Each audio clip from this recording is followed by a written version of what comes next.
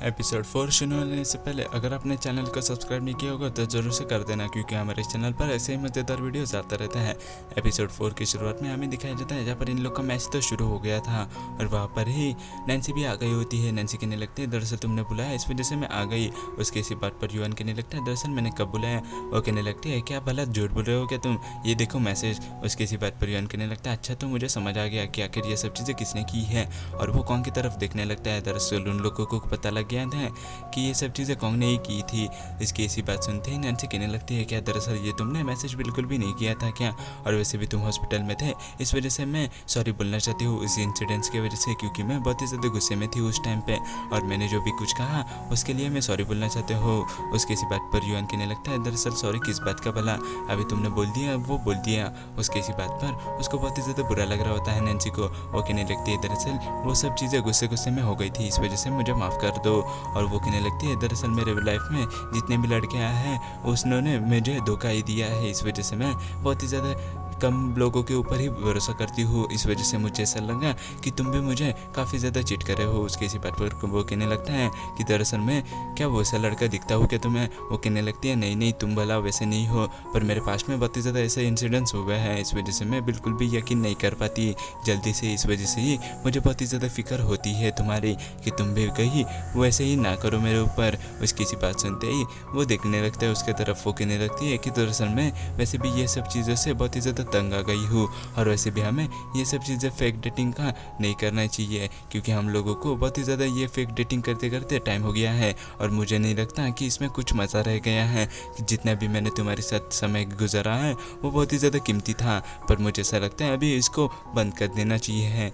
युवान कहने लगता है क्या वाकई में तुम सब ये सब चीज़ें मेरे सामने बोल रही हो। उसकी इसी बात पर वो कहने लगती है हाँ, और ये बोलने के बाद सॉरी बोलकर वो वहाँ से निकल जाती है, जहाँ पर युवान तो उसके तरफ ही देख रहा होता है। हमें दिखाया जाता है वो काम करने के लिए फिर से आ जाती है, जहाँ पर उसको दरअसल उसका बर्थडे था आज, इस वजह से उसके दोस्तों ने दरअसल रात को बुलाया था पार्टी के लिए। इस वजह से वो अच्छा ठीक है बोल देती है मैसेज पे और वो सोचने लगती है कि बड़ा बर्थडे आज मेरा है, इस वजह से मुझे क्या ये वाकई में ये लोग पार्टी देने वाले हैं, क्योंकि ऐसे तो इन लोग को मेरा बर्थडे बिल्कुल भी याद नहीं रहता और वैसे भी आज बहुत ही ज़्यादा चीज़ें मेरे साथ हो गई है। पर तभी वहाँ पर वही बंदा आ जाता है जहाँ पर इसने पहले ही नैन्सी को प्रपोज भी किया था। वो कहने लगता है दरअसल क्या तुम्हारा इंसिडेंस है, तुम भला यहाँ पर मुझे मिल गई, वैसे भी तुम्हें हैप्पी बर्थडे।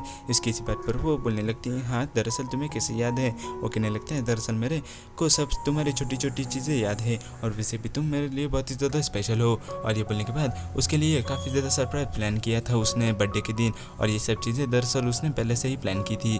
वो उसको घोड़े के ऊपर उधर बैठा देता है। वो कहने लगता है दरअसल मैं तुम्हारे लिए बहुत ही ज़्यादा अच्छी अच्छी चीज़ें कर लूँगा और भी फ्यूचर में। ये बोलने के बाद नैन्सी बहुत ही ज़्यादा खुश हो जाती है। वो कहने लगती है थैंक यू दोस्तों। और दरअसल एक ही नहीं बल्कि उसके दो से ज़्यादा कहीं दोस्त आ गए थे उसको विश करने के लिए वहाँ पर, और इसी चीज़ की वजह से वो बहुत ही ज़्यादा खुश हो गई थी।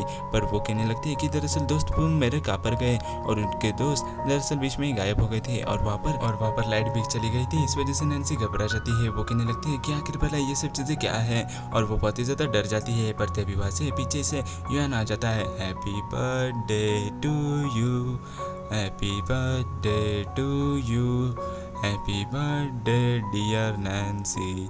ये बोलने के बाद वो उसको विश करने के लिए बोल देता है, जहाँ पर नैन्सी तो विश कर लेती है। वो कहने लगती है तुम्हारा क्या ये सरप्राइज़ था सब, और वो फूक भी मार देती है, जहाँ पर वो केक तो काफ़ी ज़्यादा टेस्टी होता है। वो कहने लगता है कि ये टेस्ट वाला केक बहुत ही ज़्यादा मस्त है, क्योंकि ये तुम्हारे बेकरी से नहीं है, इस वजह से ये टेस्ट करके देखो।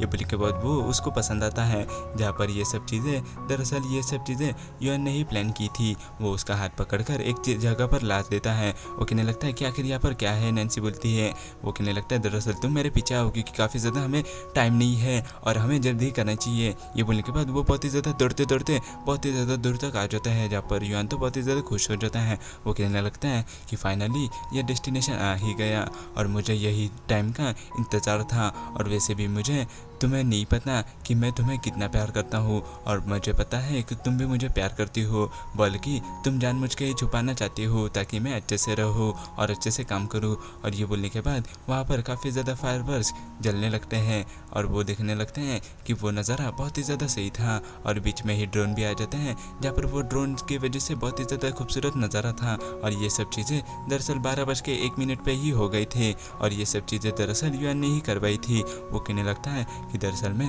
तुमसे बहुत ही ज़्यादा प्यार करता हूँ और मैं तुमसे शादी भी करना चाहता हूँ। जब से मैंने तुम्हें देखा है तब से मैं तुम्हारा दीवाना हूँ और वैसे भी मुझे पता है कि तुम भी मुझसे प्यार करती हो। क्या ये सब सच बात है क्या? उसकी इसी बात पर वो रोने लगती है। वो कहने लगती है कि दरअसल माफ़ कर दो मुझे, मैंने जो भी तुम्हारे को पास्ट में कहा है वो कहने लगता है भूल जाओ उसे, और आई लव यू बोल के उसको किस कर देता है। और इसी के साथ ये ड्रामा भी खत्म हो जाता है friends. Thanks for watching, bye bye.